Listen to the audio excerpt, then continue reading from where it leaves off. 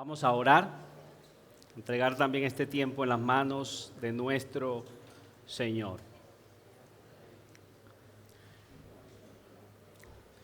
Padre, agradecidos estamos contigo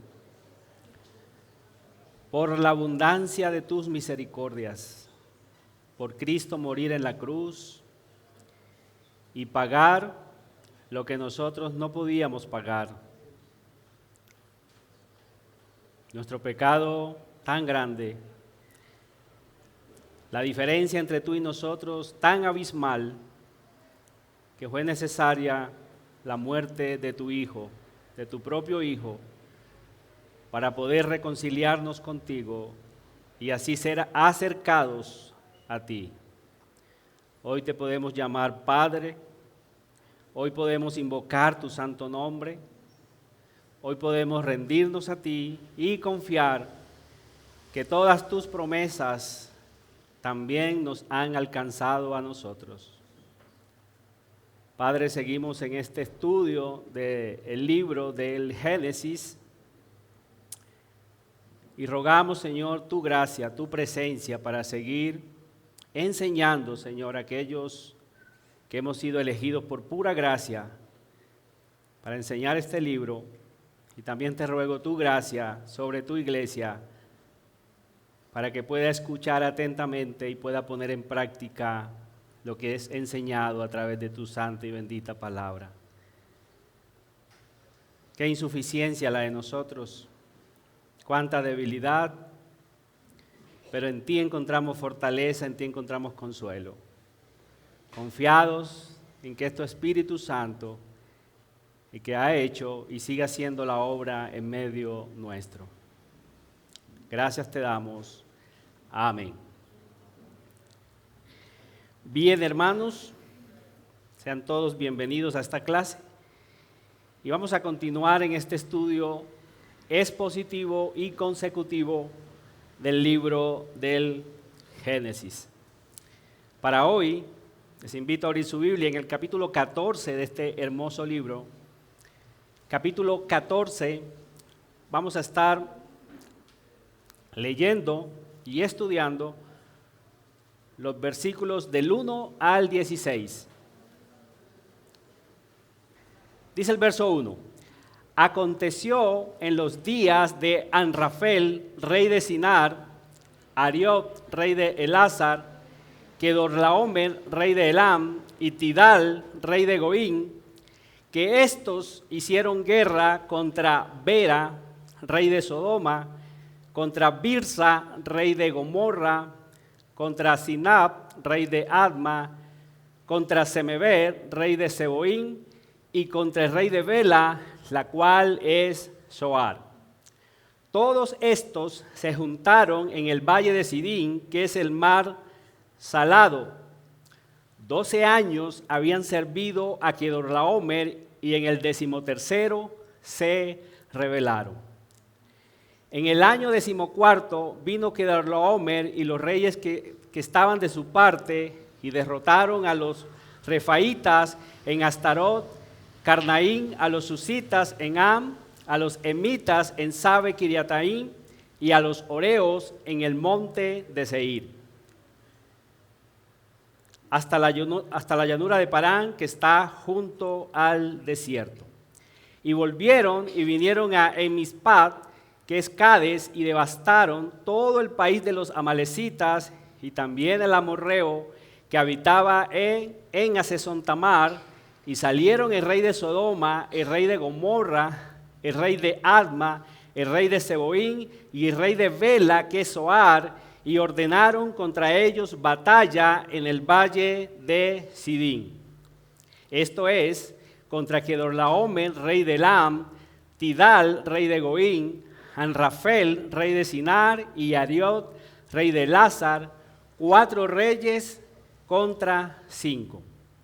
Y el valle de Sidín estaba lleno de pozos de asfalto, y cuando huyeron el rey de Sodoma y el de Gomorra, algunos cayeron allí y los demás huyeron al monte.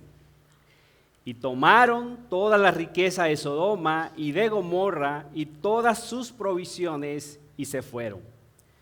Tomaron también a Lot, hijo del hermano de Abraham, que moraba en Sodoma, y sus bienes, y se fueron. Y vino uno de los que escaparon y lo anunció a Abraham, el hebreo, que habitaba en el encinar de Manre, el amorreo, hermano de Escol y hermano de Aner, los cuales eran aliados de Abraham.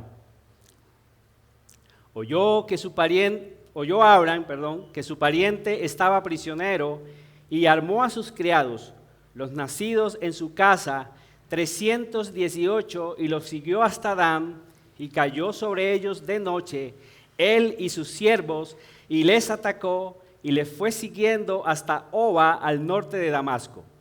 Y recobró todos los bienes, y también a Lot, su pariente, y sus bienes, y a las mujeres, y demás gente.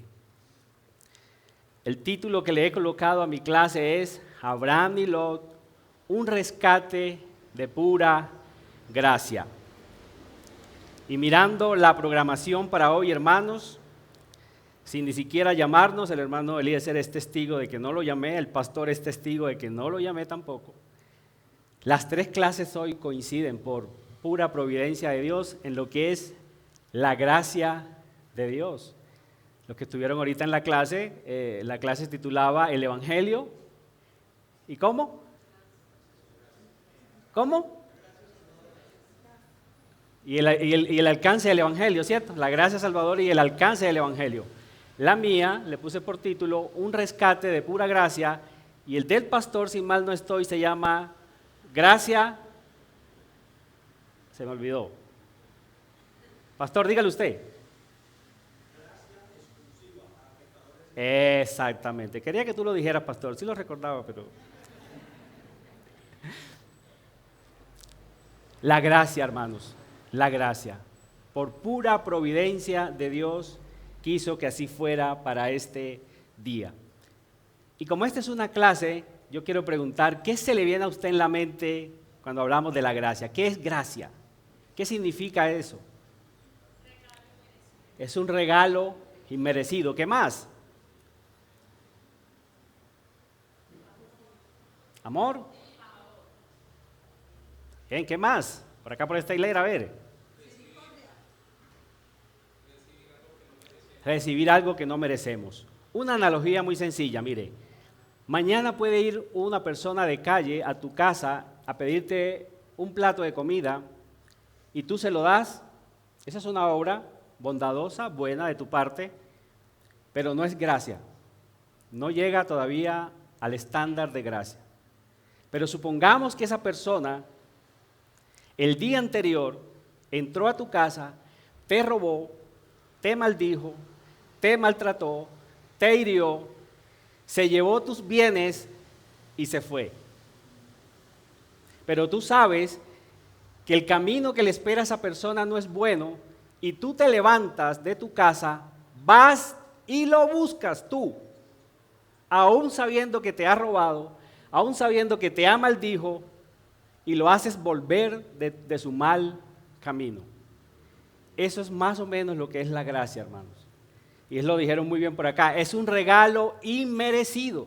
Es un regalo que Dios le otorga a aquel que realmente merece todo lo contrario. Merecíamos el infierno de fuego por nuestros delitos y pecados. Y Dios, en su misericordia, nos alcanzó en Cristo y nos ha salvado. Eso es gracia. Cuando éramos enemigos de Dios. Entonces, mi tema es Abraham y Lot, un rescate de pura gracia.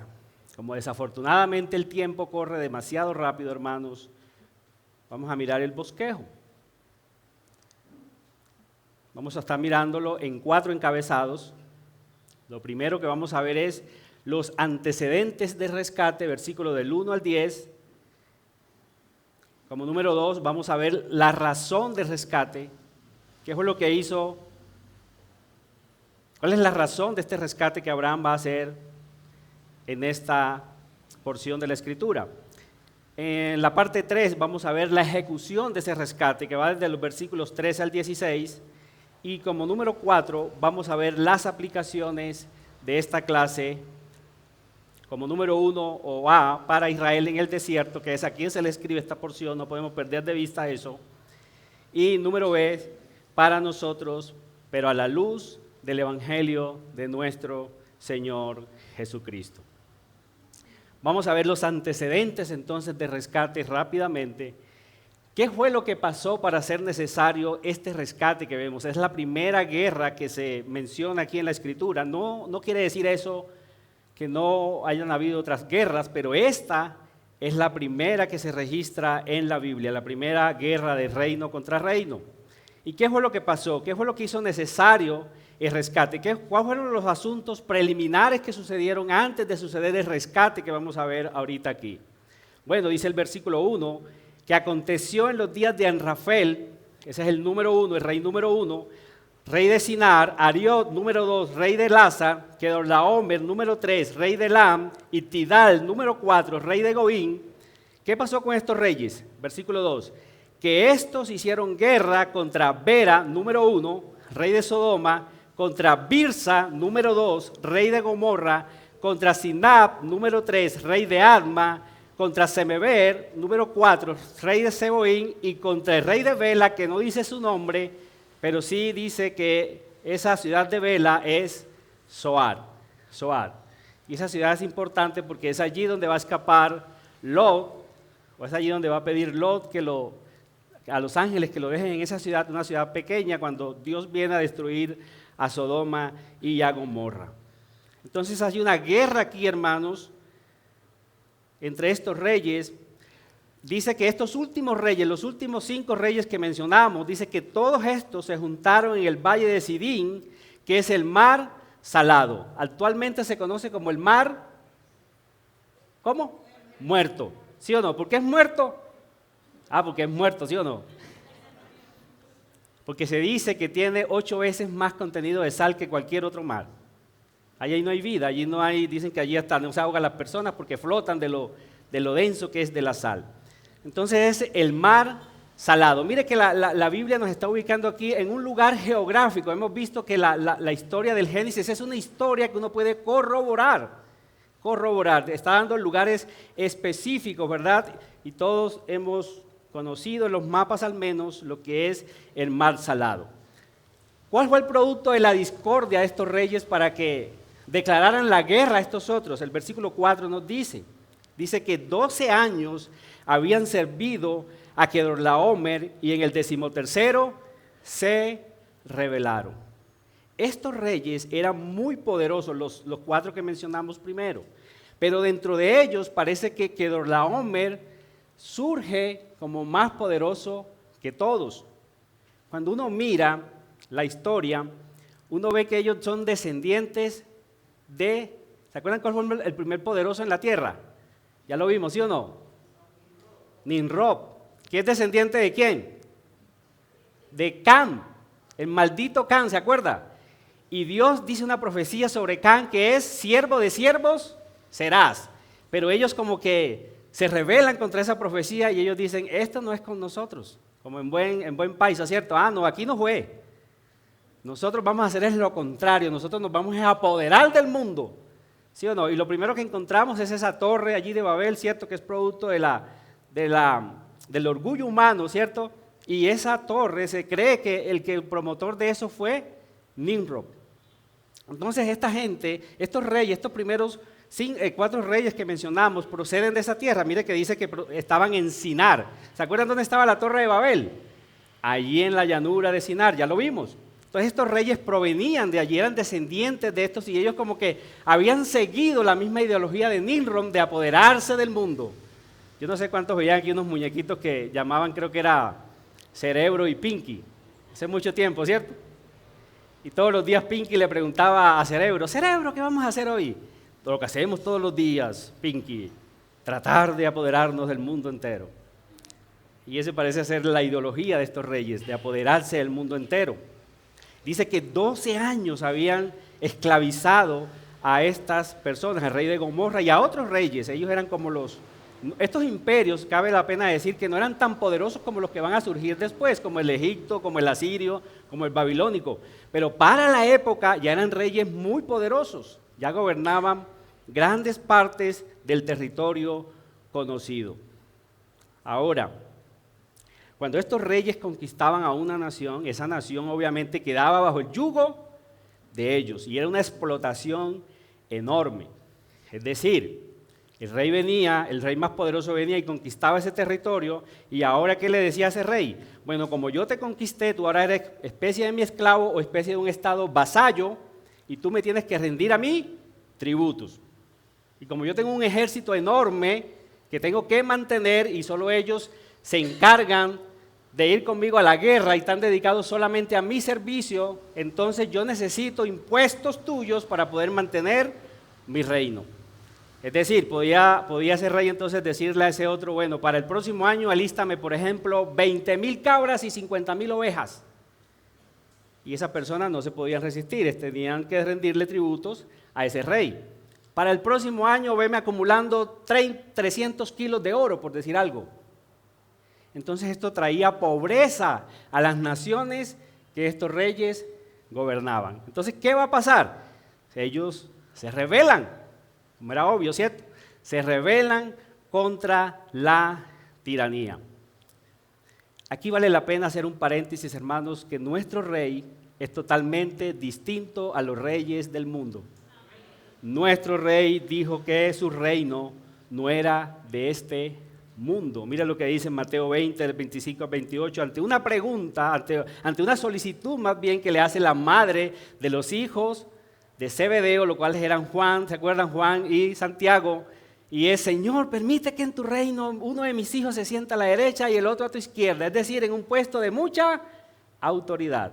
Y Jesús, ¿qué les responde? Miren el versículo 25, entonces Jesús llamándolos dijo: sabéis que los gobernantes de las naciones se enseñorean de ellas y los que son grandes ejercen sobre ellas potestad, mas entre vosotros no será así, sino que el que quiera hacerse grande entre vosotros será vuestro servidor, y el que quiera ser el primero entre vosotros será vuestro siervo. ¿Y cuál es el ejemplo que él pone? Versículo 28, como el Hijo del Hombre no vino para ser servido, sino para servir y para dar su vida en rescate por muchos. Por eso nuestro Señor merece la adoración, la alabanza. Él es distinto a todos los reyes del mundo, hermanos.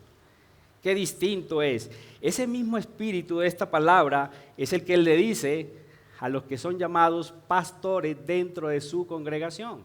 Mire cómo lo dice 1 de Pedro 5, del 1 al 4, dice: ruego a los ancianos que están entre vosotros, yo anciano también con ellos y testigo de los padecimientos de Cristo, que soy también participante de la gloria que será revelada. Apacentad la grey de Dios que está entre vosotros, cuidando de ella, no por fuerza, sino voluntariamente, no por ganancias deshonestas, sino con ánimo pronto, no como teniendo señorío sobre los que están a vuestro cuidado, sino siendo ejemplos de la grey. ¿Y cuál es la razón?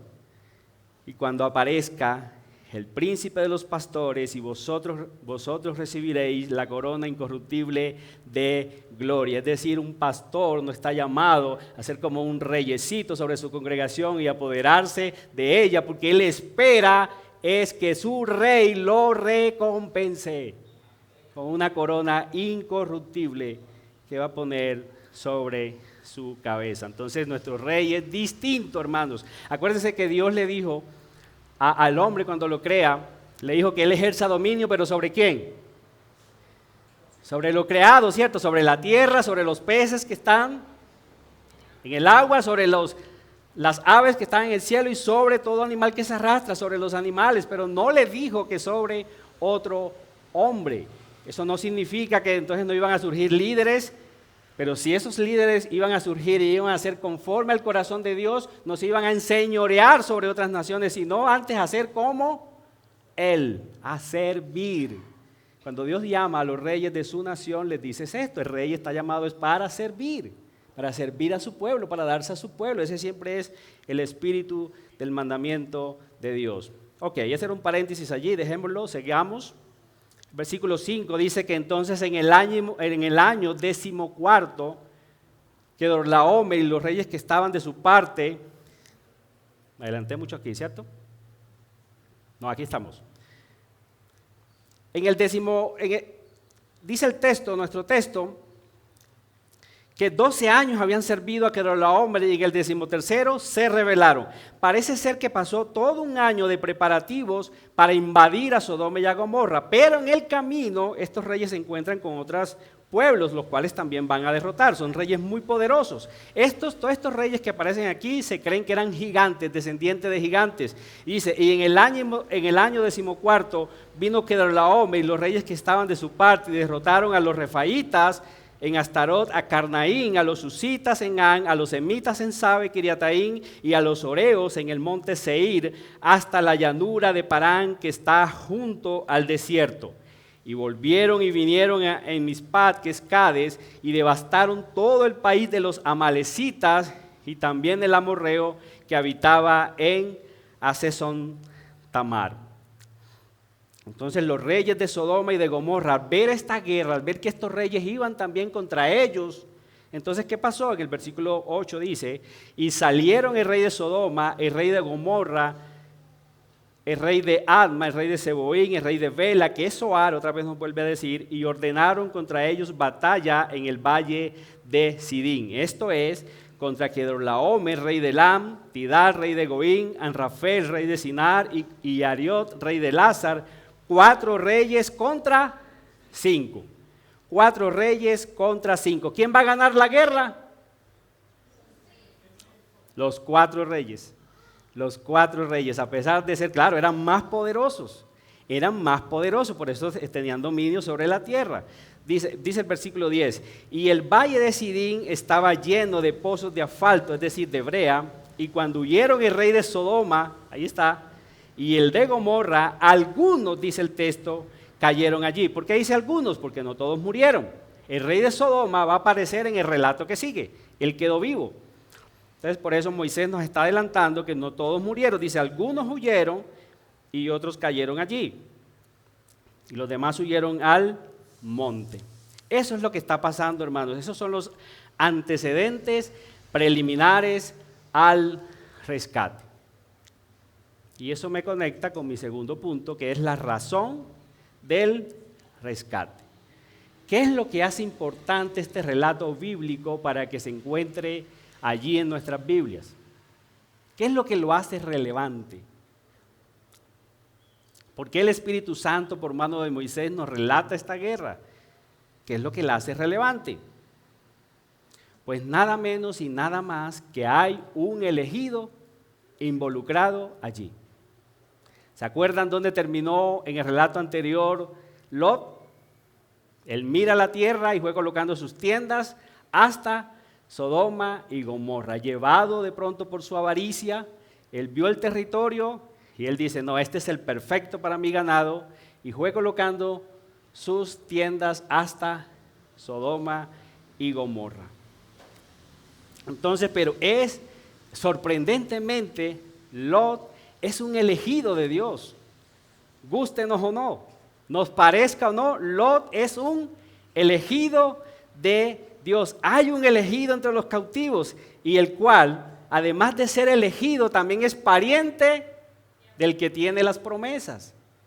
Es sobrino de Abraham, es como su hijo adoptado. Acuérdense que Lot, en el relato de Génesis capítulo 11, dice que su padre, que es Aram, muere prematuramente en Ur de los Caldeos, y Abraham hace una especie de adopción con Lot y se lo lleva hasta la tierra prometida. Eso tiene un significado muy hermoso que espero llegar a explicarles hoy. Dice el versículo 11 entonces, y tomaron toda la riqueza de Sodoma y de Gomorra y todas sus provisiones y se fueron. Versículo 12 dice, tomaron también a Lot, hijo del hermano de Abraham, que moraba en Sodoma, y sus bienes, y se fueron. Pero repito una vez más, este relato no podía pasar desapercibido porque hay un elegido entre los cautivos. Para sorpresa de nosotros, si no hemos leído esta parte, miren lo que dice Pedro en su segunda carta, el capítulo 2, versículos 6 al 9. Allí podemos corroborar que Lot era un elegido de Dios. A pesar de él, dice el versículo 6, y si condenó por destrucción a las ciudades de Sodoma y de Gomorra, reduciéndolas a ceniza y poniéndolas de ejemplo a los que habían de vivir impíamente, y libró ¿a quién? Ahí se lo remarqué, y libró al justo Lot, abrumado por la nefanda conducta de los malvados, verso 8, porque este justo, vuelve a remarcarlo Pedro, porque este justo que moraba entre ellos afligía cada día su alma justa, viendo y oyendo los hechos inicuos de ellos. Entonces sabe el Señor librar de tentación a los, ¿y de quién está hablando? De Lot.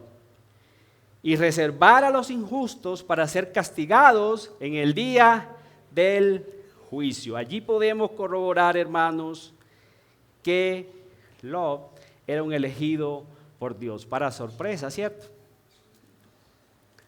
Somos muchos los que de pronto nos sorprendemos que Lot era un elegido, pero no solamente pasa con él. ¿Ustedes se acuerdan de Sansón? Su vida fue un completo desastre a pesar de tener un ministerio tan hermoso, un llamado de Dios milagroso, sobrenatural. Su vida personal fue un completo desastre.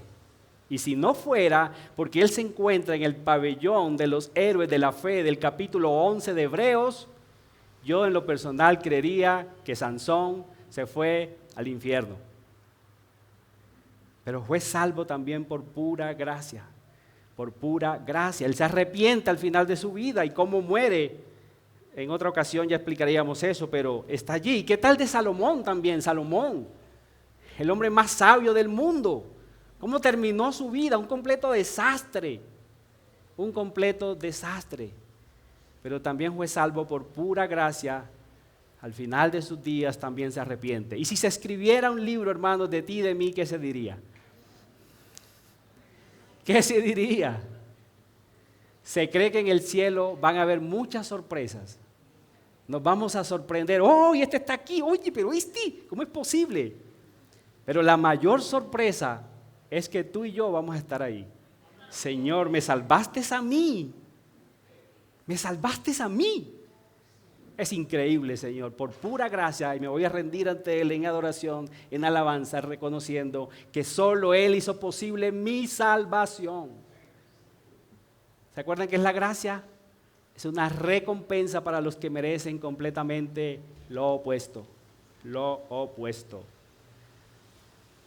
¿Qué hace Dios por un elegido? La Biblia nos indica, hermanos. ¿Qué hace Dios por uno de sus elegidos? ¿Qué hace Dios por alguien que a pesar de sus pecados Dios pone su amor en él por pura gracia? Isaías 43 del versículo 1 al versículo 7, mire cómo dice.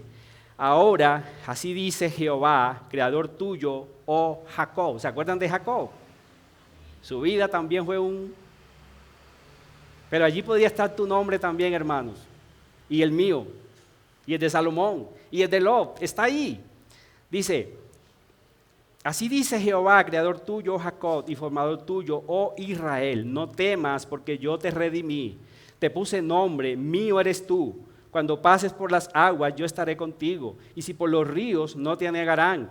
Cuando pases por el fuego, no te quemarás, ni la llama arderá en ti. Porque yo, Jehová, Dios tuyo, el Santo de Israel, soy tu Salvador. A Egipto he dado por tu rescate. Otros reinos impíos los dio por rescate. Los aniquila tan solo por salvar a uno de sus elegidos. Dice, yo soy tu Salvador, a Egipto he dado por tu rescate, a Etiopía y a Seba por ti, porque a mis ojos fuiste precioso, de gran estima fuiste honorable y yo te amé. Daré pues hombres por ti y naciones por tu vida. No temas porque yo estoy contigo. Del oriente traeré a tu generación y del occidente te recogeré. Diré al norte, da acá, y al sur, no te detengas. Trae de lejos mis hijos y mis hijas de los confines de la tierra. Todos los llamados de mi nombre, para gloria mía los he creado y los formé y los hice. Qué hermoso, hermanos, lo que hace Dios por uno de sus elegidos. Y bastaría también por leerte Romanos capítulo 8, versículo 31 al 39, unos textos muy conocidos, ¿cierto? ¿Qué pues diremos a esto? Si Dios es por nosotros, ¿quién contra nosotros? El que no escatimó, ¿a quién? ni a su propio Hijo, sino que lo entregó por todos nosotros. ¿Cómo no nos dará también con Él todas las cosas? ¿Quién acusará a los escogidos de Dios? Dios es el que justifica. ¿Quién es el que condenará? Cristo es el que murió, más aún el que también resucitó, el que además está a la diestra de Dios, el que también intercede por nosotros. ¿Quién nos separará del amor de Cristo? ¿Tribulación o angustia o persecución o hambre o desnudez, peligro o espada? Como está escrito, por causa de ti somos muertos todo el tiempo, somos contados como ovejas de matadero. Antes, en todas estas cosas, somos más que vencedores por medio de aquel que nos amó, por lo cual estoy seguro de que ni la muerte, ni la vida, ni ángeles, ni principados, ni potestades, ni lo presente, ni lo porvenir, ni lo alto, ni lo profundo, ni ninguna otra cosa nos podrá separar del amor de Dios que es en Cristo Jesús, Señor nuestro. Eso es lo que hace Dios por un elegido. No solamente da naciones, no solamente manda por ellos, sino que dio a su propio Hijo. Y eso me lleva a mi tercer encabezado, que es la ejecución de rescate. La ejecución de rescate. ¿Qué es lo que va a pasar? Abraham, el heredero de las promesas, va a rescatar a su sobrino aún a costa de su propia vida. Aún a costa de su propia vida. Recuérdense, el heredero de las promesas todavía no tiene hijos. Él arriesga su vida para ir a salvar a su sobrino. ¿Por qué? Porque es un elegido. Porque es un elegido. Dice, y vino uno de los que escaparon y lo anunció a Abraham el hebreo. Primera vez que se menciona allí Abraham el hebreo. Dice que, la palabra hebreo, perdón, dice que habitaba en el encinar de Manre el amorreo, hermano de Escol y hermano de Aner, los cuales eran aliados de Abraham. Oyó Abraham que su pariente estaba prisionero y armó a sus criados, los nacidos en su casa. ¿Cuántos son? 318. Y lo siguió hasta Dan. Muchos kilómetros. Dice, y cayó sobre ellos de noche él y sus siervos, y les atacó, y le fue siguiendo hasta Oba, al norte de Damasco, y recobró, versículo 16, todos los bienes, y también a Lot, su pariente, y sus bienes, y a las mujeres, y demás gente. Es decir, Abraham recupera a Lot y todos sus bienes, los recupera. Como estamos en el libro del Génesis, el libro de los principios, es bueno que vayamos mirando el carácter de Dios. Aquí podemos contemplar algo del carácter de Dios que vamos a mirar a lo largo y ancho de toda la Biblia. Por un lado, vemos a Dios haciendo prácticamente dos actos. Número uno, lo vemos aplicando justicia a unos. Utiliza en este caso a Abraham y va y derrota y hasta asesina a esos reyes malvados. Estos reyes malvados, acuérdense, también habían matado a otros reyes gigantes malos en el camino a destruir a Sodoma y a Gomorra. Dios utiliza soberanamente a estos reyes para ejercer juicio inclusive contra los amalecitas, que no existían pues, en el territorio de los amalecitas, dice que estaban ahí todavía. Bueno, Amalek no existía todavía en el tiempo de Abraham, pero sí en el tiempo de Moisés. Entonces lo que se está es como actualizando ese dato, ese territorio, que allí estaban los amalecitas y ese territorio fue arrasado. Pero la idea, hermanos, es que Dios lo vemos haciendo justicia contra estos reyes. Pero por otro lado, vemos a Dios a lo largo y ancho de la Biblia aplicando gracia para los culpables. Dos actos podemos contemplar aquí de Dios. Por un lado aplicando justicia y por otro lado aplicando gracia. ¿Qué merecíamos todos después que pecamos? ¿Cuál es la paga del pecado? ¿Qué dijo Dios que el día que comas de este árbol, qué pasaría? A pesar de que Lot merece morir, Dios lo está salvando de pura gracia. Y a los demás les está aplicando justicia. Pero nunca Dios aplica injusticia. Nunca. ¿Qué significa la palabra nunca en hebreo? Lo mismo que significa en griego y lo mismo que significa en español. Nunca. Son muchas las personas que no se atreven a leer el Antiguo Testamento porque ven ahí a un Dios que es muy severo, que castiga a naciones. ¿Cómo es posible? Hermanos, la verdad es que todos merecían y merecemos morir. Todos estamos destituidos de su gloria y su gracia es lo que permite que algunos seamos salvos. Esa es una verdad que la vamos a ver en toda la Biblia. Vamos entonces con las aplicaciones. El tiempo corre rápidamente, desafortunadamente.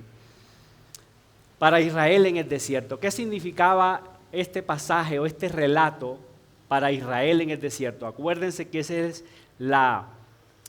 el auditorio original, ¿cierto? Acuérdense que la otra vez les dije que Génesis y todo el Pentateuco fue escrito a ellos, pero para nosotros. Entonces, en primera instancia vamos a ver qué significaba este pasaje para ellos. Ellos en este pasaje tenían que identificarse, o en este relato tenían que identificarse tanto con Abraham como con Lot. Tenían que identificarse tanto con Abraham como con Lot. ¿De qué manera? Con Abraham. De la misma manera que Abraham tuvo que mostrar valentía poniendo su fe en Dios e ir a la guerra contra estos reyes cuando estaba en inferioridad en todos los aspectos. Acuérdense que estos reyes eran poderosos. Y en el relato que sigue, una de las cosas que va a decir Melquisedec es que él bendice a Dios porque entregó a los enemigos de Abraham en sus manos. Es decir, la victoria. Abraham fue a la guerra, pero la victoria al fin y al cabo fue de Dios. Dios entregó a estos enemigos en las manos de Abraham. Entonces Israel tenía que hacer lo mismo cuando se iba a enfrentar con naciones más poderosas que ellos. Tenía que armarse de fe e ir a la guerra sabiendo que estaba en inferioridad. Mire cómo lo dice Deuteronomio, capítulo 7, del versículo 1 al 2. Cuando Jehová tu Dios te haya introducido en la tierra en la cual entrarás para tomarla y haya echado delante de ti, ¿quién haya echado? Dios. Delante de ti a muchas naciones, al Eteo, al Jerseo, al Amorreo, al Cananeo, al Fereceo, al Heveo y al Jebuseo, 7 naciones mayores y más poderosas que tú, y Jehová tu Dios las haya entregado delante de ti, otra vez queda remarcado eso, y las hayas derrotado, las destruirás del todo, no harás con ellas alianza ni tendrás de ellas misericordia. Aquí queda claro que es Dios el que iba delante de ellos, y de la misma manera como libró a Abraham estando en inferioridad numérica y también en inferioridad de poder para pelear contra estos 4 reyes poderosos, de la misma manera Israel en el desierto iba a conquistar la tierra prometida y se iba a enfrentar a naciones más poderosas que ellos, pero ellos tenían que confiar en que Dios los iba a derrotar delante de ellos. Pero también con Lot. Tenían que identificarse también con Lot aquí, como recordatorio de que de la misma manera como Lot fue rescatado de la mano de estos reyes, no teniendo ninguna justicia propia en sí mismo, ellos también fueron rescatados de Egipto, no teniendo ninguna justicia en sí mismos. Y esto lo deja Dios claro también allí en el capítulo 7 de Deuteronomio, versículos 6 al 8. Mire cómo dice: porque tú eres un pueblo santo para Jehová tu Dios. Jehová tu Dios te ha escogido para hacerle un pueblo especial, más que todos los pueblos que están sobre la tierra. Y versículo 7, no por ser vosotros más que todos los pueblos os ha querido Jehová y os ha escogido, pues vosotros erais el más insignificante de todos los pueblos, sino por cuanto Jehová os amó y quiso guardar el juramento que juró a vuestros padres, os ha sacado Jehová con mano poderosa y os ha rescatado de servidumbre de la mano de Faraón, rey de Egipto. Esto Dios se los deja en claro. En el capítulo 9 les va a decir: ustedes son un pueblo de dura cerviz. No piensen que por su justicia yo voy a entregar a las naciones cananeas delante de ustedes. Ustedes se rebelaron contra mí. Ustedes lo que hacen es provocarme a ira. Pero a pesar de eso, Dios los amó. Dios los amó. ¿Y cómo Dios los iba a librar de eso? ¿Cómo Dios, el juez justo, iba a perdonar a unos y a otros no? No se pierdan la exposición del capítulo 15 de Génesis, así que sigan asistiendo, por favor. Entonces eso Dios se lo dejaba en claro. ¿Cuáles son las aplicaciones para nosotros a la luz entonces del Evangelio, de la gracia de este pasaje? ¿Cuáles son las aplicaciones para nosotros? Y la pregunta que tenemos que hacer, ¿dónde está Cristo? ¿Y cuál es esa aplicación para nosotros? Yo les podría decir que Cristo es nuestro principal rescatador, ¿sí o no?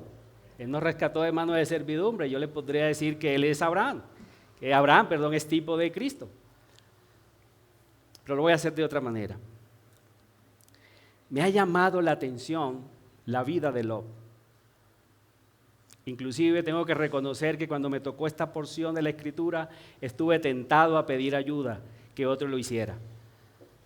Sin embargo, dije, déjenme pelear con el texto una semana, y si no encuentro pies ni cabeza a este texto, pido ayuda. Pero me llama la atención que no solamente aquí Lot es rescatado. Y son varios los pasajes, allí lo tienen en pantalla, donde se menciona a Lot. La primera mención que tenemos de ellos es cuando sale de Ur de los Caldeos. Él sale con Abraham. Acuérdense, su padre había muerto en Ur, se llamaba Aram, y Abraham hace una especie de adopción con Lot. Es como si lo hubiese adoptado como hijo de él. En el Génesis 3:15 muestra claramente, y eso lo vimos en los pasajes anteriores, que Lot andaba con Abraham. Abraham desciende a Egipto, Lot se va con él a Egipto. Luego Abraham desciende de Egipto, Lot se viene también con Abraham. Y en este pasaje, que es el capítulo 15, versículo 1 al 16, vemos que es rescatado de sus enemigos y Lot va a tener otro rescate más. ¿De dónde? ¿De dónde? De Sodoma. Dios no lo deja que perezca con los injustos, con los malvados habitantes de Sodoma y de Gomorra. Y uno de sus descendientes, una descendiente de Lot, va a ser rescatada también de manera milagrosa y prodigiosa. No exactamente de la misma manera como Lot está siendo rescatado aquí, pero al fin y al cabo va a ser también rescatada. ¿Qué pasó con la vida de Lot en lo sucesivo de su vida? Encontramos un hecho prominente, lo vamos a ver en el capítulo 19, versículo 36, donde dice que las dos hijas de Lot concibieron ¿de quién? De su padre. Ya muchos sabemos esa historia, ellas lo emborrachan, entra primero la mayor una noche, después entra la menor, y tienen un hijo cada una. Uno de ellos viene a ser el padre de los moabitas, ¿se acuerdan de la mayor? El otro viene a ser padre de los amonitas. Aparte de eso, cuando Israel va camino hacia la tierra prometida, los moabitas más que todos se oponen a Israel. No les sirven, no les ayudan, no les dan ni siquiera agua, no comparten su pan con ellos.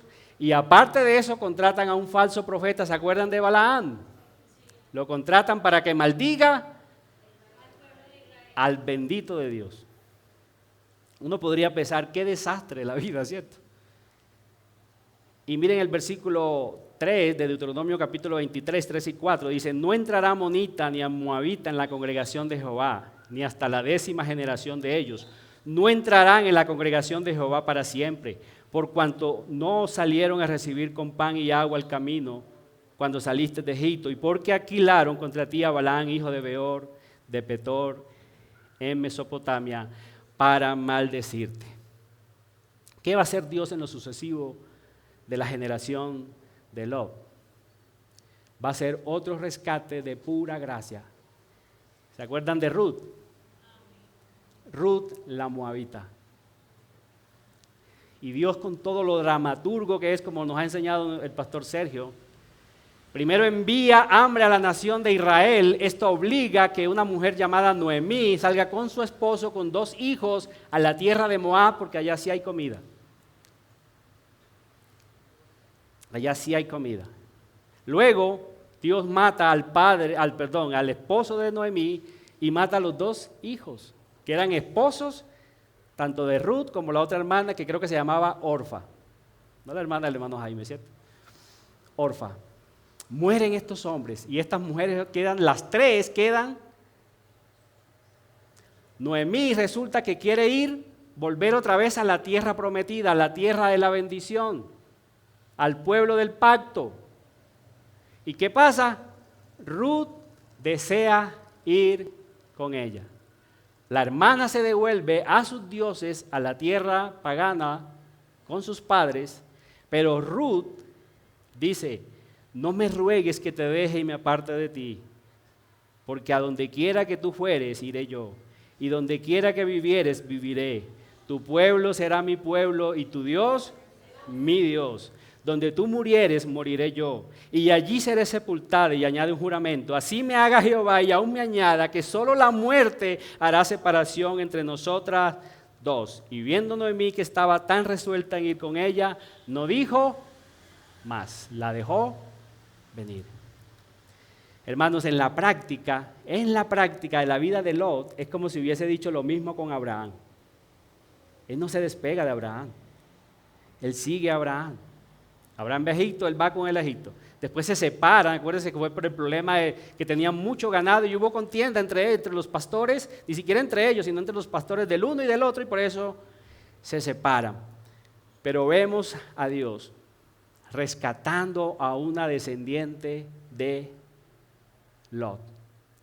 ¿Qué va a pasar con esta mujer? Se casa con un hombre llamado Boaz. Pero miren lo que antes dice este hombre de Ruth. Deja ver una característica de Ruth. En el capítulo 2, versículos 11 y 13 dice, del libro de Ruth, dice, respondiendo Boaz dijo, he sabido todo lo que has hecho con tu suegra después de la muerte de tu marido, y que dejando a tu padre y a tu madre, ¿a quién les recuerda eso? Y a la tierra donde naciste, ¿no les hace eco con Abraham? Y de alguna manera también con su padre Lot. Has venido a un pueblo que no conociste antes. Jehová recompense tu obra y tu remuneración sea cumplida de parte de Jehová, Dios de Israel, bajo cuyas alas has venido a refugiarte. Y ella dijo, miren la característica de Ruth, humilde. Ella dijo, Señor mío, halle yo gracia delante de tus ojos, porque me has consolado y porque has hablado al corazón de tu sierva, aunque no soy ni como una de tus criadas. Es decir, yo sé quién soy, sé quién es mi padre, mi ancestro fue mi padre y mi abuelo a la vez. Mi padre y mi abuelo a la vez. Yo reconozco mi pasado, no soy ni como una de tus siervas, yo sé de dónde vengo. Eso no les hace eco con acuérdense de la mujer sirofenicia que vino ante Jesús rogando por un milagro, ¿cierto? Jesús, ¿qué le dice? Yo vine a jugar a las ovejas de Israel, ¿cierto? No es bueno dar el pan de los hijos y dárselo ¿a quién? A los perros. Y ella responde, yo sé que soy perra, Señor, yo lo sé. Pero aún los perros se alimentan de las migajas que caen de la mesa de su amo. Es el mismo espíritu de Ruth. Yo no soy ni como una de tus criadas. Yo sé quién soy. Sin embargo, ella fue a refugiarse con el Dios de su pueblo. ¿Y qué pasa? Vos tomas a Ruth como esposa y ella concibe y da un hijo que se llama Obed, el cual es padre de Isaí, el cual es nada menos y nada más que el padre de David. Es decir, Ruth la moabita, la pecadora, se convierte en la bisabuela del rey más prominente de Israel. Una descendiente ¿de quién? De Lot.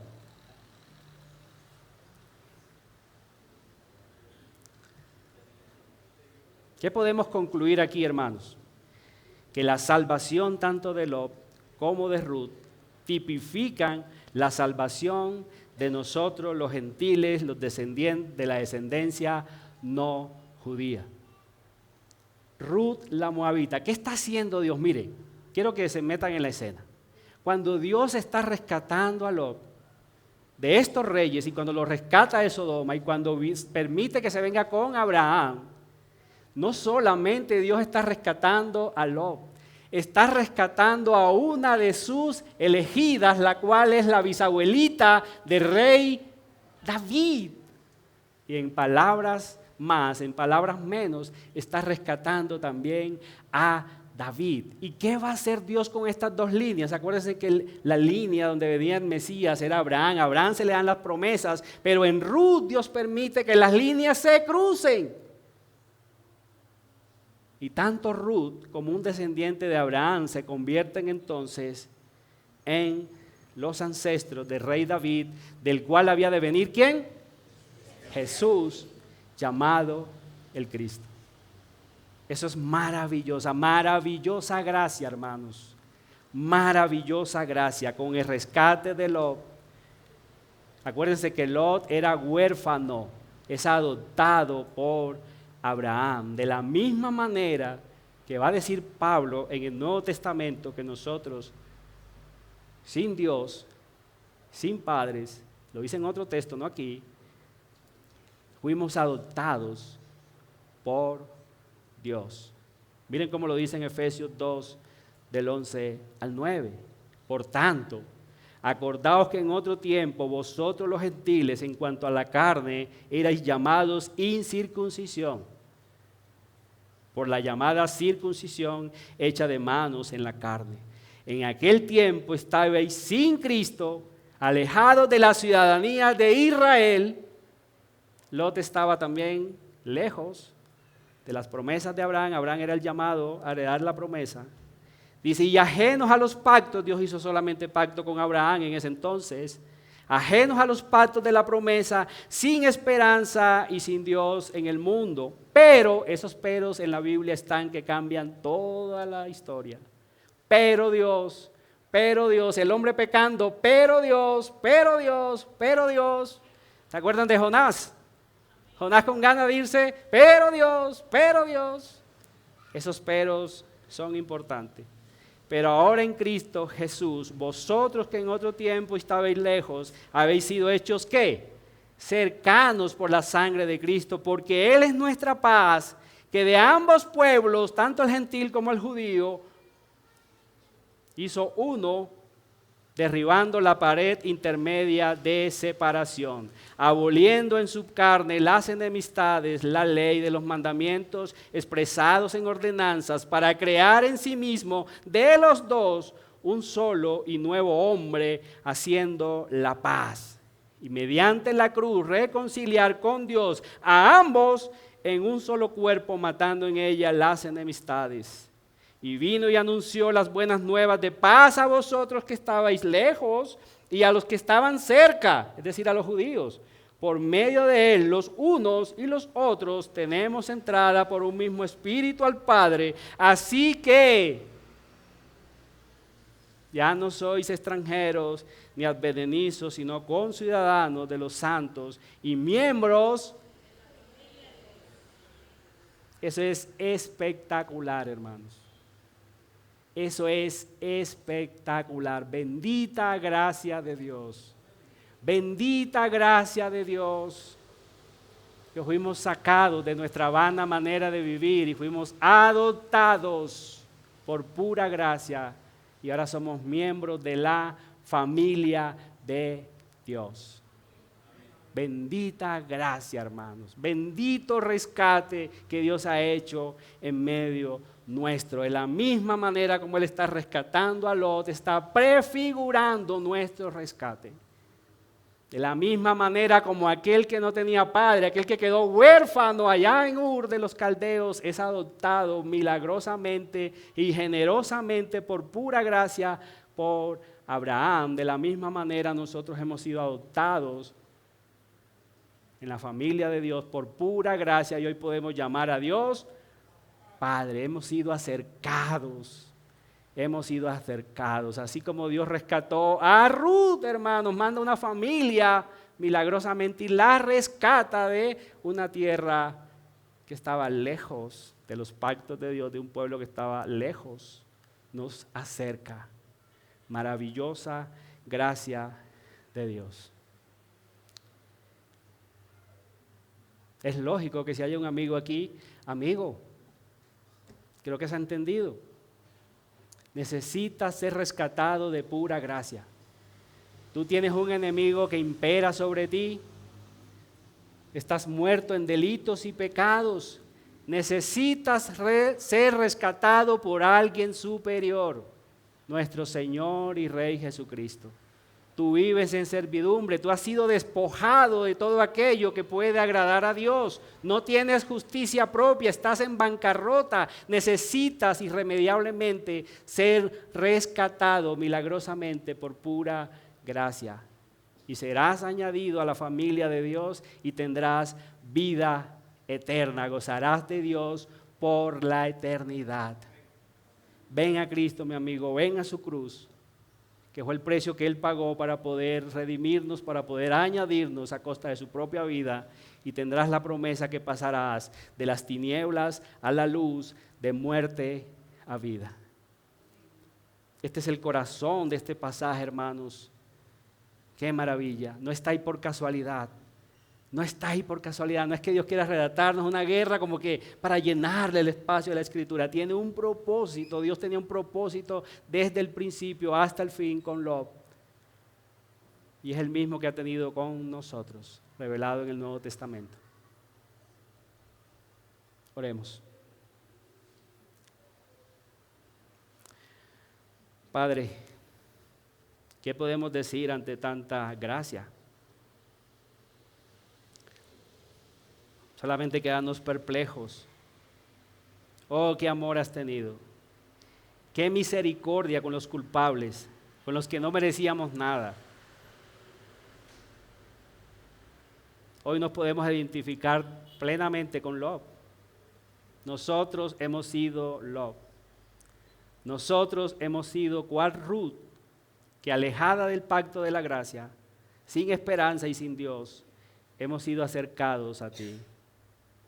¡Qué privilegio tan enorme! Oh Señor, permitirnos disfrutar de ti por la eternidad. Maravillosa gracia, maravillosa recompensa cuando merecíamos totalmente lo contrario. Oh Señor, gracias pues te damos y síguenos permitiendo avanzar en esta gracia, conociéndote para amarte más, para servirte mejor.